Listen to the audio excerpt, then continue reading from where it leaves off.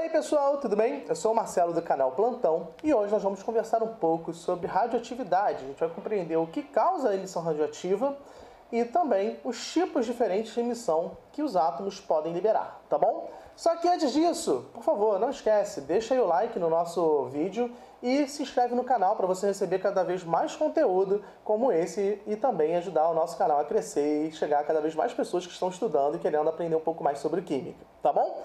Então, vamos lá, vamos seguir para a nossa teoria.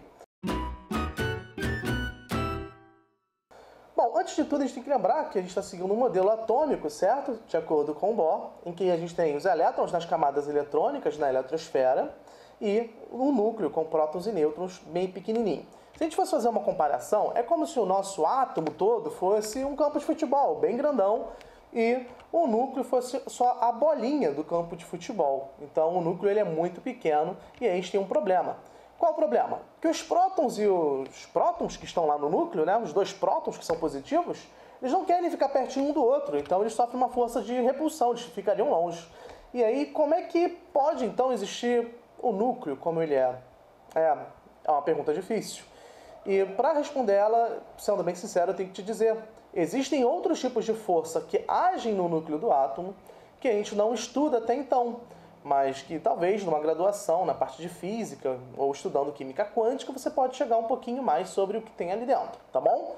Mas não quero que você seja ignorante quanto a é estável porque o nêutron ajuda a ser estável. Não, o nêutron até ajuda, mas não é só isso. Existem outras forças que a gente não estuda no momento. Seguindo, sobre essas forças, a gente também tem outra situação muito interessante. Os prótons e os nêutrons, eles ainda podem ser divididos. Eles não são partículas fundamentais como a gente aprende até aqui na química. Eles são partículas que estão no núcleo, mas eles ainda poderiam ser partidos em outras partículas ainda menores. Ok?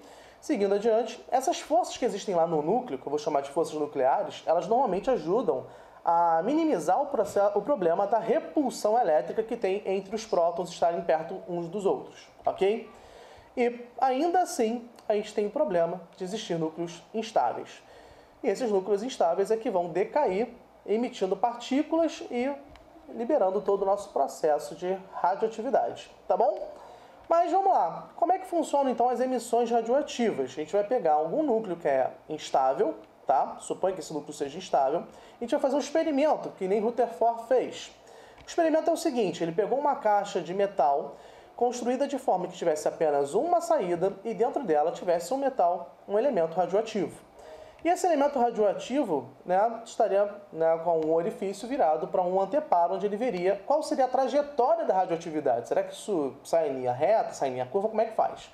No primeiro momento, Rutherford observou que a radioatividade vai sair, esse raio radioativo, ele sai com uma trajetória retilínea.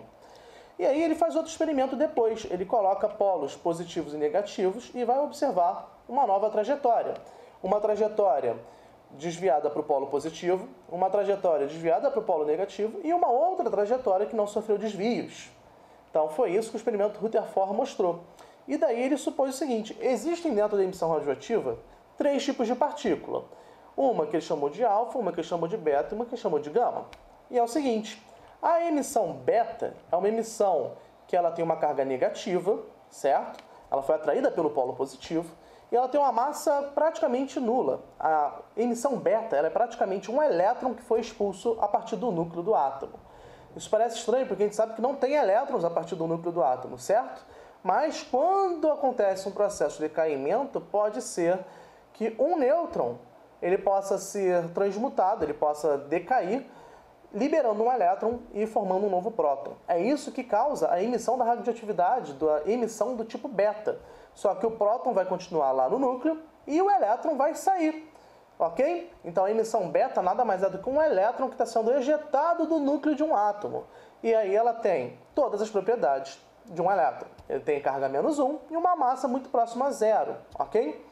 Essa radioatividade beta tem um poder de penetração bem considerável, ela é bastante perigosa e é ionizante, então ela poderia causar danos a nós se nós tivéssemos uma fonte de radioatividade beta próxima da gente.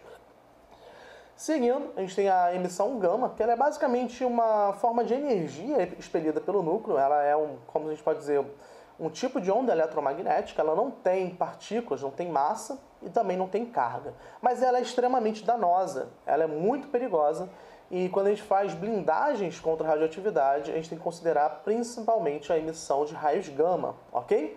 E por último, e não menos importante, a emissão do tipo alfa, que ela é uma emissão de um núcleo com 2 prótons e 2 nêutrons. Então nós temos uma carga de mais 2 e uma massa de 4. A emissão alfa ela é a menos perigosa. Se nós tivéssemos contato com ela, nós teríamos queimaduras apenas superficiais. Se você usasse uma folhinha de papel para envolver um material radioativo, você poderia, né, blindar a passagem da emissão alfa. Ela tem um poder de penetração muito pequenininho, tá bom? Então, seguindo sobre as emissões radioativas, vamos ver como é que isso funciona. Vamos lá. Como é que funciona a emissão alfa? Imagina que a gente tem aí o oxigênio, certo? E vamos supor que ele fosse instável. Ele teria a emissão de uma partícula alfa. E como que a gente representa essa emissão? A gente tem o oxigênio O16-8, certo? Ele emite uma partícula alfa, que é aquele núcleo que a gente viu sendo liberado, aquelas partículas sendo liberadas a partir de um núcleo, formando um novo núcleo de um átomo, agora é o carbono e também a partícula alfa, ok? E a emissão beta, como é que é? A gente vai ter lá o nosso núcleo de oxigênio novamente, você vai ver que um dos nêutrons desse núcleo vai ficar, né, vai passar por um processo de emissão, vai liberar uma partícula beta. E esse núcleo agora vai ser transmutado, é outro núcleo agora, é uma partícula, esse núcleo agora é um núcleo de flúor, e está ali a nossa partícula beta sendo emitida. Como é que a gente equacionaria essa reação química? Não essa reação química, mas essa reação nuclear, essa transmutação nuclear. Essa equação ficaria a seguinte: o oxigênio formando agora o flúor mais a partícula beta. Tudo bem? Bom, é basicamente assim que funciona a radioatividade. Tem uma última para a gente poder ver, que é a emissão da partícula gama, né?